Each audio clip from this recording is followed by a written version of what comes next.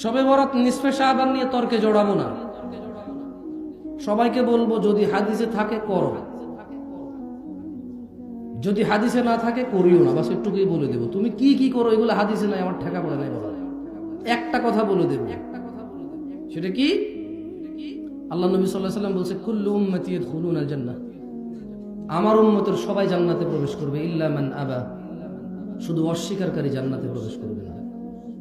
কিলা ওয়া মান ইয়াবা ইয়া রাসূলুল্লাহ, সকল সাহাবারা বলল হে আল্লাহর রাসূল সাল্লাল্লাহু আলাইহি ওয়াসাল্লাম, কে যে আবা, কে সে যে অস্বীকারী?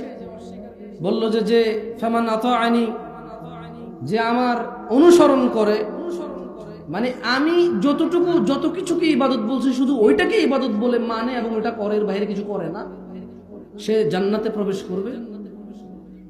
আর যে আমাকে অস্বীকার করবে সে হচ্ছে আবা। অস্বীকার দুই রকমের হয়। এক, উনি যা করেছে তা বলা যে আপনি ঠিক বলেন নাই, মানি না। আরেকটা হচ্ছে উনি যা করতে বলেছে তা না করে অন্য কিছু করা, এভাবে অস্বীকার হয়। কেমন? এই শুধু এই নিসফে শাবান, শবে বরাত, এই রমজানের 15 দিনের আগে, হ্যাঁ, আর কোনো বিষয় আলোচনা করলাম না। ইবাদত করেন যে ইবাদতের আদেশ আছে,